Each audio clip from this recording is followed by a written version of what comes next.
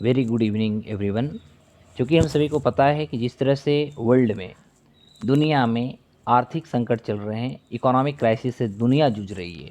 अभी हम जैसा कि देख सकते हैं कि रूस और यूक्रेन के बीच में जिस तरह से विवाद चल रहे हैं, और इस विवाद में विश्व की अर्थव्यवस्था कहीं न कहीं इसे अछूता नहीं पाया। वर्ल्ड में हम देख सकते हैं कि श्रीलंका में आर्थिक संकट चल रही है, पाकिस्तान में आर्थिक संकट चल रही है, और अभी भारत भी इसे अछूता नहीं है। चूँकि हम ये कह सकते हैं कि भारत का अभी भी जो इकॉनमी है, ये इकॉनमी में जो हम इम्पोर्टिंग जो क्रूड ऑयल यानी कच्चा तेल पर हमारा देश की अर्थव्यवस्था कहीं न कहीं निर्भरता रखता है, और लगभग हम 40 देशों से अभी कच्चा तेल का इम्पोर्ट करते हैं, और रूस और यूक्रेन में युद्ध चल रहा है। तो भारत अभी, वो अलग बात है कि हमारी डिप्लोमेसी बहुत अच्छी है, जिसके कारण ये क्राइसिस में भी, दोनों के युद्ध के समय में भी भारत को जो है अभी रसिया जो है आपूर्ति कर रहा है, वो अलग बात है। लेकिन इसका प्रभाव भारत की अर्थव्यवस्था पर बहुत बड़ा पड़ा है, जो कि हम कह सकते हैं कि जिस तरह से श्रीलंका, पाकिस्तान में आर्थिक संकट चल रहे हैं, भारत भी इसे अछूता नहीं है, भारत भी इसे बचा नहीं है। क्योंकि जिस तरह से यहाँ पर महंगाई चल रहे हैं, इस महंगाई के देखते हुए अभी वर्ल्ड बैंक ने, आपने देखा होगा, वर्ल्ड बैंक की जो हमारा करंट फाइनेंशियल ईयर हो रहा है, इसमें भारत का जो जीडीपी वो पहले 8.7% निर्धारित किया था, इसे घटा कर के उन्होंने 8% कर दिया है। तो ओवरऑल हम देखा जाए तो भारत की भी जीडीपी, ग्रोस डोमेस्टिक प्रोडक्ट, जो पहले 8.7% थी, इसे वर्ल्ड बैंक घटा करके 8% कर दिया है। तो इसके पीछे रीजन्स अनेक हैं। हमारे देश की अर्थव्यवस्था में हमारे देश के पास भी चुनौतियां हैं, चाहे वो बेरोजगारी का चुनौती हो, गरीबी का चुनौती हो, या हम कह सकते हैं खाद्य आपूर्ति का चुनौती हो। अनेकों अनेक प्रकार से चुनौतियों से हम अभी जूझ रहे हैं। इसी एपिसोड में आज हम बात करने वाले कि वर्ल्ड बैंक ने चालू वित्त वर्ष में भारत की जो अभी जीडीपी का ग्रोथ रेट में कमी किया है, रिड्यूस किया है, इसके पीछे रीजन्स क्या हैं, क्या क्या चुनौतियां हैं, ये सारी चीज़ों को हम ब्रीफ में देखेंगे, जो एग्ज़ाम के लिए बहुत इंपॉर्टेंट होगा।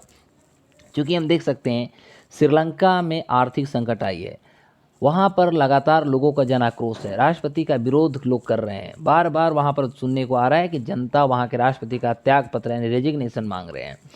वहाँ पर जिस तरह से महंगाई हुई है लगातार, आज हम देख सकते हैं लगभग 20 दिन हो गए, वहाँ पर रोज़ हंगामा हो रहे हैं। और पाकिस्तान का भी आर्थिक संकट हमने देखा, अभी वहाँ पर नया सरकार बन गई, नया प्रधानमंत्री शहबाज शरीफ वहाँ के प्रधानमंत्री बन गए। भारत भी इसे अछूता नहीं है, क्योंकि आर्थिक संकट के बाद एशिया के बहुत सारे ऐसे देश हैं जहाँ पर स्थिति बहुत अच्छी नहीं है, बहुत नाजुक है, जैसे भारत, पाकिस्तान, बांग्लादेश और नेपाल में। इस समय देखा जाए तो महंगाई जो है चरम सीमा पर पहुंच गया। ऐसे में वर्ल्ड बैंक ने भारत के साथ साथ कह सकते हैं दक्षिण एशिया के सभी देशों में आर्थिक विकास में कहीं न कहीं गिरावट अनुमान जताया है। वर्ल्ड बैंक ने रूस और यूक्रेन की जंग की वजह से आपूर्ति सेवाओं में जो परेशानियां आ रही है, इसको उन्होंने जिक्र भी किया है, और इसकी वजह से मुद्रास्फीति जोखिम लगातार बढ़ रहा है।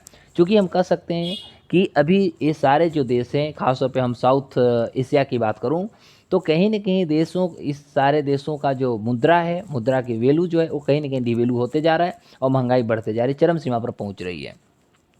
वर्ल्ड बैंक ने 2022-23 जो हमारा फाइनेंशियल ईयर है, इसके लिए भारत की जीडीपी ग्रोथ रेट को उन्होंने अनुमान पहले 8.7% लगाया था, जिसे घटा करके अब 8% कर दिया है।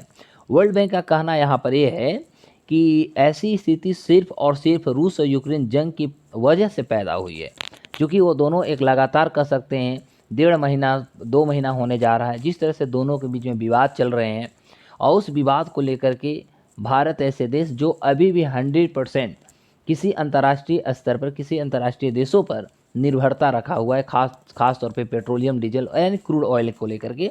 तो ऐसे देश में लाजमी है कि ऐसे आर्थिक संकट हो सकती है।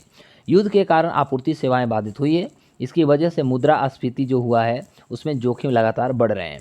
वर्ल्ड बैंक ने अफगानिस्तान के लिए भी जीडीपी ग्रोथ रेट को अनुमान में कटौती किया है, अब यह 6.6% वहाँ के लिए कर दिया है, अफगानिस्तान के लिए कर चुका है।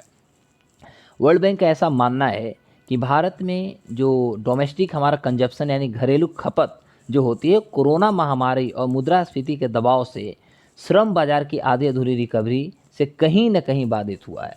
यानी जितना हमें रिकवर मार्केट में करना चाहिए था, उतना हम अभी भी रिकवर नहीं कर पाए। उसके पीछे रीजन्स है कि कहीं न कहीं मुद्रास्फीति का एक बहुत बड़ा भार है, और साथ ही साथ कह सकते हैं कि कोरोना का भार है। चूँकि फिर हम देख सकते हैं कि भारत के दिल्ली में लगातार कोरोना के केसेस बढ़ रहे हैं। ऐसा लग रहा है कि फोर्थ वेव यानी चौथा वेव का भी ये संकट देश को मंडरा रहा है।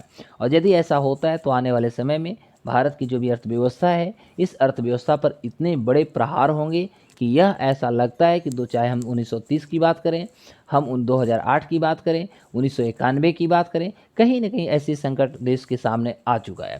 अब इससे बचने के लिए द बेस्ट तरीका वही होगी कि जागरूकता अभियान, हम जागरूक रहें, लोगों को जागरूक करें और कोरोना ऐसे महामारी से देश को बचाएं, जिससे कि आर्थिक, सामाजिक तथा जो भी हमारे देश के लिए एक रिसोर्स की ज़रूरत है, इस ज़रूरत को हम कहीं उसको स्टेबिलिटी देने में सक्षमता को दिखाएं। तो एक समस्या हमारे साथ आई है कि मुद्रास्फीति और कोरोना महामारी के कारण जो हमारा लेबर मार्केट है यानी श्रम बाजार है, उसमें आधा अधूरी रिकवरी भी अभी नहीं हो पाया है। क्योंकि वर्ल्ड बैंक दक्षिण एशिया के जो उपाध्यक्ष हार्विग शेफर हैं, उनका एक बयान आया है। ये दक्षिण एशिया के उपाध्यक्ष हैं हार्टविग शेफर। उन्होंने भी जो बयान दिया, उस बयान के आधार पर कह सकते हैं कि यूक्रेन में युद्ध के कारण, चाहे वो क्रूड ऑयल हो या खाद्य पदार्थ कह सकते हैं, तेल या खाद्य पदार्थ, ये दोनों की जो कीमत है यानी प्राइसेस हैं, वो लगातार बढ़ते जा रही है। लोगों की जो वास्तविक आय है उस पर कहीं ना कहीं निगेटिव इफेक्ट पड़ते जा रहा है। तो बैंक ने कहा है, वर्ल्ड बैंक ने ऐसा बताया है कि भारत में महामारी और मुद्रास्फीति के दबाव से श्रम बाजार की आधी अधूरी रिकवरी से घरेलू खपत में कहीं न कहीं रुकावट आई है। यह चुनौती भारत के लिए दिया गया है।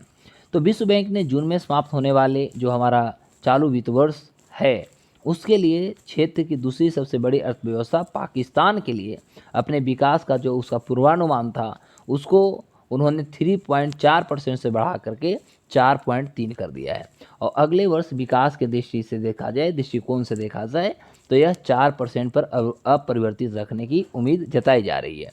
तो ओवरऑल यदि देखा जाए तो जीडीपी के बारे में हमने बात किया, तो जीडीपी का मतलब ओवरऑल क्या होती है?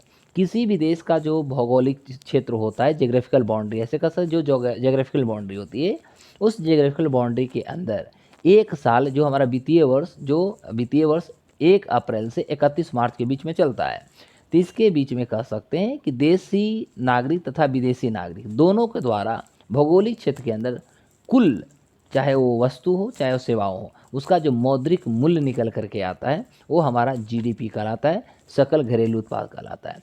जीडीपी जो होती है किसी भी देश की अर्थव्यवस्था का, यह कह सकते हैं बाहरी स्ट्रेंथ को दिखाता है। जहाँ पर एक क्वांटिटी की बात करती है, यह जो होता है कहीं ना कहीं मात्रात्मक बात करती है। ओवरऑल कह सकते हैं कि जो लगातार निरंतर जो जनसंख्या बढ़ते जाती है, जनसंख्या के जो नीड्स होते हैं, ज़रूरत होते हैं, वे सारे ज़रूरतों के फुलफ़िल करने में सक्षम होता है। तो ओवरऑल वर्ल्ड बैंक के द्वारा जो रिपोर्ट है, इसे मैं शॉर्ट में बता दिया। ये एग्ज़ाम पॉइंट ऑफ व्यू से एमसीक्यू के लिए, वन लाइनर्स के लिए बहुत इंपॉर्टेंट हो। इसके साथ और दक्षिण एशिया के बारे में जो देशेस हैं उनके बारे में वर्ल्ड बैंक ने क्या कहा उसके बारे में मैंने बताया। इसी के साथ फिर छोटे वीडियो के साथ फिर मिलते हैं। तब तक नमस्कार, जय हिंद, बाय बाय।